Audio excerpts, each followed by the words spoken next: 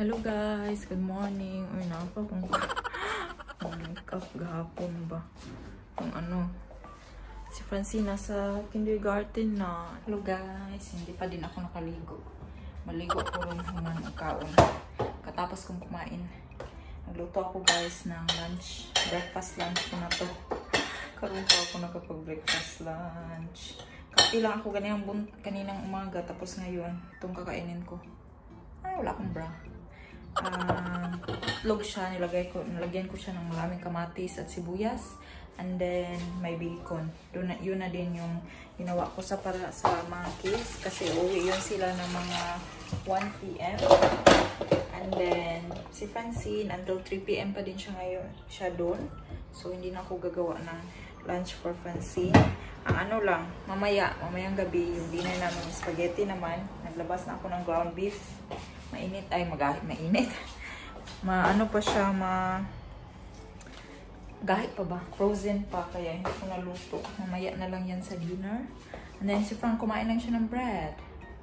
So, let's eat muna para makapag-ayos-ayos ako konti. Hi guys, I'm back. At medyo ano na tayo, malinis na tayo.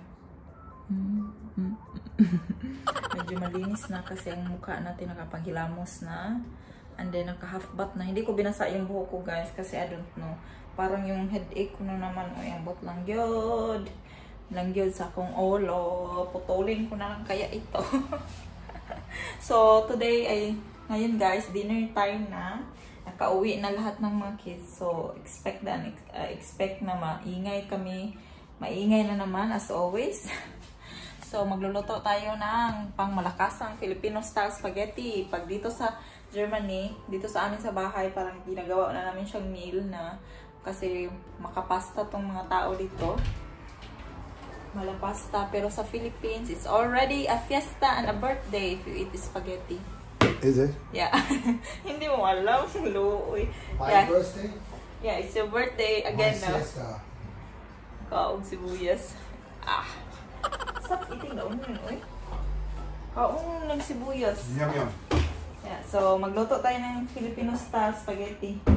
So, yun nga, pag sa Pilipinas, fiesta or may okasyon na pag spaghetti, lalo na birthday, dito, panihapon naman siya guys, kasi nga malapasta to sa dito. Ang hirap i-place nila dito. Except kang Frank, kasi si Frank nag-adjust na talaga sa rice, adobo, mga ganyan. Pero yung anak niya, ang hirap pakainin guys.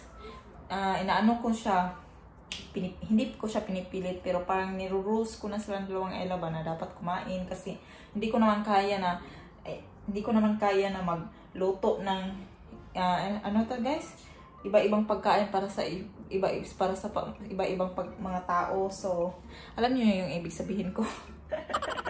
So, ayun. Come in.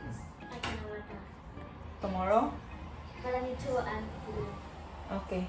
Do that first. Okay. Kasi nag-ready sila sa suusotoy nila bukas sa school guys. Kasi inaano ko talaga sila guys. Tinitrain ko sila na maging marunong sila sa ilang sarili. Kay isod na. Hindi lagi merong parents na nag-guide. So, yun. Anyway, ang spaghetti natin guys, para maging Filipino style siya, dapat lagyan mo ng matamis, diba? Then, since wala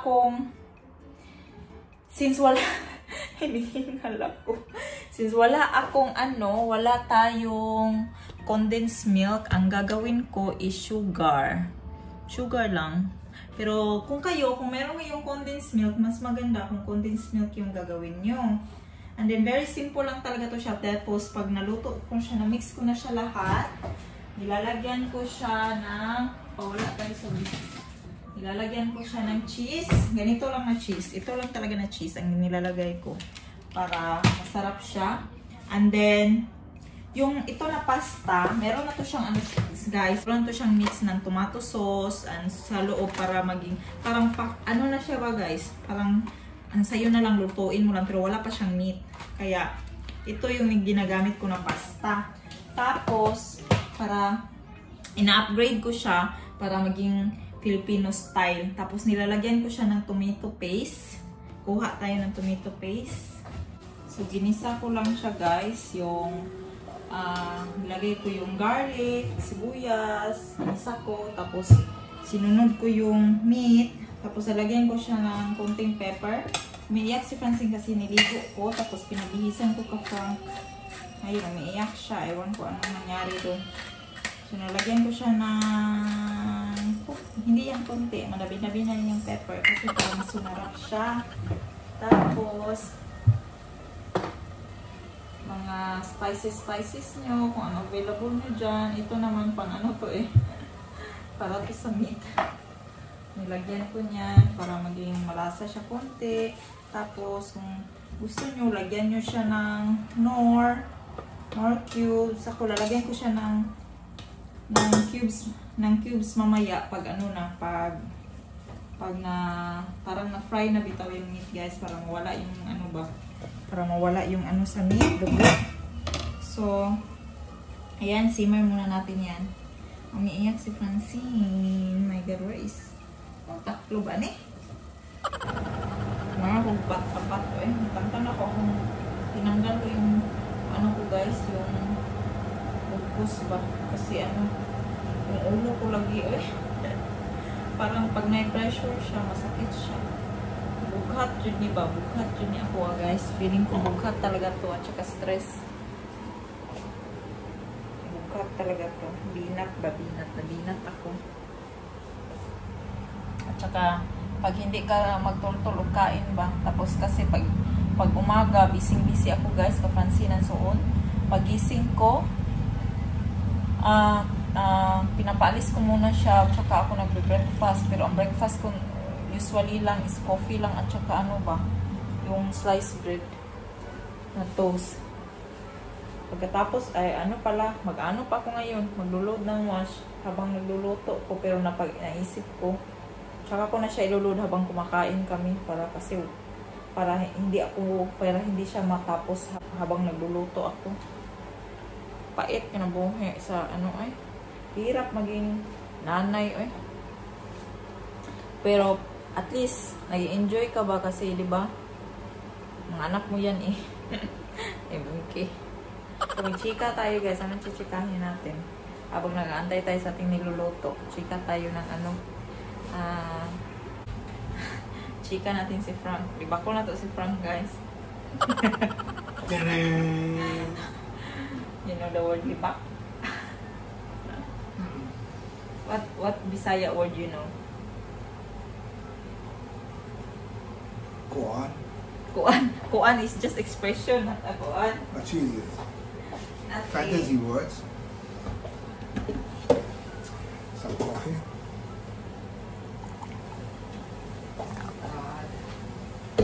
Where's the milk? No milk here. So Madame has to edit a lot. So I try to fill the gaps, like advertising. Can I have coffee too? Can you make it? Because I'm quite in a rush. Okay. The heck? You are not anymore gentleman to me. Huh? Where's the tomato paste? Did write tomato paste. No, you said you transfer all the tomato paste. Now where is it? From there to there. Yeah, so where is it? Got it. Lalagyan nyo pala ng ano guys, yung tomato. Lalagyan mo pala ng, grabe strong papa. Lalagyan mo pala ng ano to? Ng toyo, kunti. Nagigisa ka ng ano, Not here. ng ground beef. It's already there, so you moved it. So where is it now? You told me it's not in the shelf. Wait guys. Say hi, walay panudlay. Hindi nag-supply. Why you didn't brush your hair? You should brush your hair. Oh. You should. Nagdidi siya. Nakapantulog na. Uy! It's wet! Uy! Ba! Francine, come on! Kasi very sticky siya guys. Tapos ito naman lalagay ko na din. Tapos mix lang. Then yun na yun. Pinapadry ko na pala yung pinapadry ko pala dito si ano. Dito si Vanessa. Pinapadry ko. Kasi si Ila yung naghugas, tapos siya yung mag-dry. Yun yung setup nila dito guys. Si Ila yung maghugas, tapos siya yung mag-dry. Tinuruan ko sila ng mga gawaing bahay dito. Kasi, pag sila-sila na lang, marunong na sila, di ba guys? Bato. Marunong na yan siya. You don't know how to dry, na? Yes. Before you don't. Huh? Marunong na siya mga gawaing bahay dito guys ba. Pero yan lang ang trabaho nila. Maghugas si Ila ng plato, pero minsan naman ako talaga.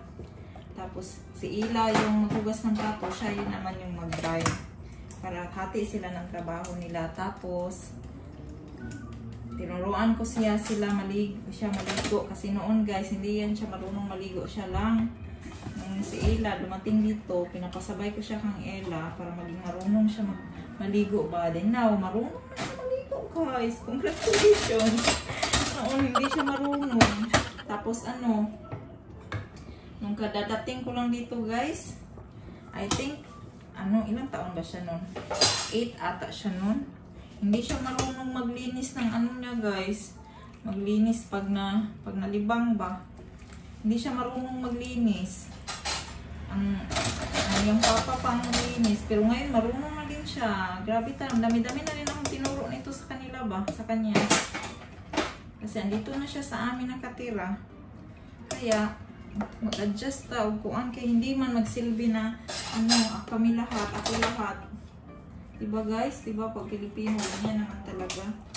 Tapos magsa-study sila. Tinuruan ko sila na mag-study. Kasi noon guys, pati pagtulog, pinatabihan pa. Dalaga na biya hapit. Diba?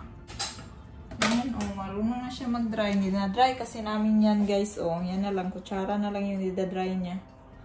Diba, nakikita niyo ako dito. Minsan ako ang nagda-dry ngayon. Tinuturuan ko sila para marunong sila sa gawaing bahay. Si Ila naman, mas madami yung na alam na gawaing bahay si Ila kasi marunong yung magluto ng itlog. Ito ng spaghetti, marunong din siya mag-banana cake. Kaya sinasabi ko sa kanya, kung anong ginagawa nila, manood or tingnan mo mga ginagawa ni Ila para marunong ka kasi hirap pag ikaw lang mag-isa. Dahil wala nga kaming dishwasher, kaya sila yung naghuhugas ng plato guys. So yung pasta na lang iniantay ko guys. Saan ko ba kayo ilagay dito? Kita nyo yun guys, load ko yung wash namin kasi nandito yung washing machine namin sa kusina kasi hindi siya magkasya sa banyo at wala kaming laundry room. Lang kasi itong apartment namin guys, 3 bedroom, tapos kusina, living, tapos may living room. Yun, so magchika tayo guys. Meron tayong dito, baso, biscuit, at tubig ni Francine. So, habang inaantay natin yung pasta, ang pasta na lang yung inaantay ko, luto na yung sauce. Nung dumating talaga ako dito guys, magchika tayo about sa sitwasyon dito sa bahay noon. Nung pagdating ko talaga dito before guys, dito sa bahay, hindi ko naman sinasabing mahirap kasi nakakaano yung lagay ko na kayo dito be, nakakaano yung bulingon, nagtingnan, lagay ko kayo dyan. Tapos noon meron alcohol, noon talaga nung pagdating ko dito sa bahay, hindi talaga ganito guys yung kasi diba sabi ko nga tinuruan ko siya ng gawaing bahay dito nung dumating talaga ako guys, na Shakira ako guys kasi 8 years old na yung stepdaughter ko, hindi pa siya marunong maglinis ng pupo at pipi niya guys, tsaka nililigo ko pa siya, binibihisan. Hindi ko sure kung ganito talaga. Running 9 ata siya noon. Hindi ko talaga, pero malaki kasi siyang bata, matangkad ba. Hindi ko lang sure talaga kung siguro ganyan talaga dito sa abroad, pero Pilipina tayo, di ba? Nasasanay tayo ng mga bata at sinasanay natin na marunong ng mga gawaing bahay kasi si Ella nung umalis ako sa bahay, marunong na siya maligo sa kanya. At least yung sarili mo ba guys, marunong ka na. Yung stepdaughter ko guys, wala talaga siyang alam. Tapos hindi, nakakaawa ba kasi hindi tinuruan ng nanay, di ba? Asian pa naman yung nanay. Tapos hindi tinuruan, hindi siya marunong mag-ano guys, maglinis ng pupo niya.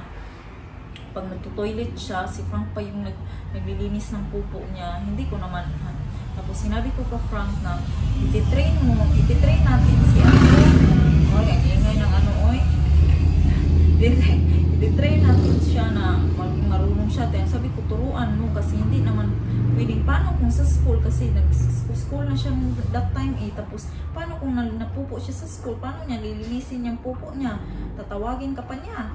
Tapos pag maligo din, hindi siya marunong guys, natuto lang siyang maligo nung dumating si Ila dito. Minsan, sinasabi ko kang Frank, hindi naman masama na turuan natin yung bata kasi hindi, lalo na ngayon guys na madami ng bata dito. Meron pa si Francine, meron pa si Francis na nagabugat-bugat, nag-eekog, inatiman nila, mubangon pa yung taon ko guys, bumabangon talaga ako para magluto kahit ang katawan ko wala na, bimigay ng katawan ko, bumabangon pa din ako para lutuan sila ng pagkain. Kaya minsan si Ella yung nagtitik over, nakaka-proud talaga si Ella nagtitik over si Ella minsan pag nagluluto ng ulam guys, siya yung pinapaluto ko ng itlog, yung mga prito-prito guys ba, kasi alam niya. Tapos yung stepdaughter ko guys, 1 year, lang naman sila, 1 year apart, wala talaga siyang alam. So kaya sabi ko, turuan natin kasi hindi naman maganda na wala siyang alam. Tapos hindi ko naman kaya lahat ng trabaho dito sa bahay na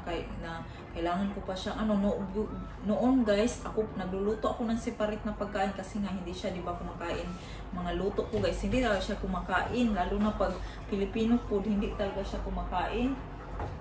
You can come in, si Frank.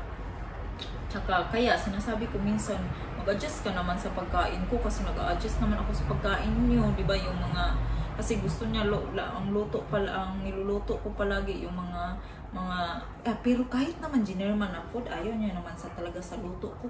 Iwan ko talaga kung anong kinakain niya sa bahay sa nanay niya. Diba Asian, kumakain din naman sila ng rice to. So basta yun na yun. Anyway, yun na nga yun. Mas diba nakaka-proud na natuto siya dito sa amin ng gawaing bahay. Hindi naman yan ay na madami talagang gawaing bahay kasi yun naman lang maghuhugas ng pinggan. Si Ila naman gumagawa noon at saka you can see Frank shadow. Until now, he didn't make coffee for me, but egal. Nag-uminom pala ako ng paracetamol guys kasi hindi ko kinaya. Masakit na naman yung ulo ko dito. So, uminom na ako ng paracetamol, hindi na ibuprofen kasi ang ibuprofen 400 mg lang kasi yung available namin. Tapos 600 mg naman kasi talaga ako. And since there's no 600, now I took 500 mg paracetamol. 500? It's only 400. It's 500 the paracetamol. Yeah. Paracetamol. Yeah, there's no 400. I was thinking of that. So, yun nga guys, yun naman lang ng gawain nila dito. Tapos yung damit nila ba, kasi sabi ko, at night, before kayo matulog, prepare nyo ang susuotin nyo bukas para sa school. Gusto ko, chine-check ko sila guys, kasi baka hindi naman bagay yung suotin. Sabi ko prepare nyo at night. Para lang din, Pilipino lang talaga na style ba. Sabi ko, prepare nyo at night before kayo matulog. Silang dalawa talaga nila kasi mga babae pa naman sila guys. Sabi ko, prepare nyo at night before kayo matulog. And then, yung mga only. Yan siya, tumutulong na siya guys. Kuha siya ng yung para sa pagkain namin. Tulong na yan siya. Noon guys, ginoo ko. Talaga guys, masakit yung ulo ko noon. Pero at least ngayon, pa-follow na niya ba kung anong ginagawa ni Ila. I have a plate for me. She's studying. Studying. Our little daughter is studying. That's what it looks like. Since Ella is doing homework, Vanessa did it already. So no, Ella is doing that together with Vanessa. Yeah. She's doing homework too. She's copying something good. Yeah. That's why I told them kung anong yung mga positive na ginagawa nyo or even negative, pina-follow talaga yan ng toddler. Kaya sabi ko sa kanila, talaga sila ng mga movements nila dito sa bahay. Four. 1, 2, No, I don't use spoon when it's spaghetti. 2, 3, 4. I think I only need 2. Only Frank, no? Yeah, Papa. Yeah. Use a spoon. Yeah. Nothing else, guys. Yeah. Yan, plate for Francine to, don't forget. The green one, use the green one. So, kakain namin kami ngayon, guys, pag matapos na tong sunset. I'm not going to go now. I'm gonna get something for fancy. That chicken. Let's put the four. Yeah. Kakain na kami ngayon pag maluto na yung pasta. Malapit na. At saka ilalagay ko tong cheese. Ito na yung ating sauce, guys. So, ito na yung sauce natin, guys. Wala akong hotdog pala, guys. So, hindi pa rin to official na Filipino style na spaghetti. Pero at least yung lasa niya, guys, it's all the same jud, guys. Same na same jud talaga sa luto ng mama ko. Shout out, Mami Rose.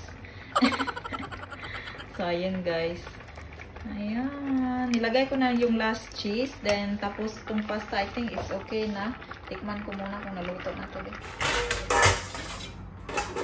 I-drain ko lang yung pasta, tsaka kain na kami. Hindi na, sa Philippines, i-minimix natin, di ba, lahat ito. Hindi, minimix natin yung sauce at saka yung pasta. Dito naman hindi. Hindi namin minimix. Dumating na kanina yung longganisa na in-order ko. Consist ano to? Ay, dito, guys. Lalagay ko dito yung presyo niya at saka yung saan ko in-order. Comment down below, guys, kung gusto niyo mag-order. Recommend ko kayo sa kanya. Sabihan ko siya. Ito, longganisa. Basta 7 euros ata to something. Tapos, meron na siyang 1, 2, 3, 4, 5, 6, 7, 8, 9. 3, 6, 9 na siya ang laman. Ayan. Tatlo lang yung in-order ko. Tapos, gagawa ako ng video nito. Patikim ko ka Frank at saka nila. May note pa siya sa ano. Thank you, sis. Danke, Frau Jean. Thank you din, sis. Titikman ko. Mukhang masarap siya kasi naamoy ko talaga yung longganisa ba na Filipino style. Tapos, di ba sabi ko magluluto ako ng magagawa ako ng longganisa. Hindi kasi ako nagka-time ng gumawa, guys. Tapos, hindi ko pa siya na YouTube. And then, siguro one day. Pero titikman natin yan yung longganisa ni sis. Masarap siya, guys. Feeling ko. Kasi naamoy ko siya eh. Mukha na nga siyang masarap. So, let's see. Titikman natin yan. Tapos, update ko kayo. Tapos, pero kung gusto niyo umorder, comment down below. Para makita niya. Tapos, order kayo sa kanya. You're gonna eat Mama's spaghetti? Yes? Yeah, on my bag. Yeah, that's your bag? On Okay. my too. Careful there, baka mahulog ka. Si Francis. Ang bait-bait nito. Behave lang yan dyan.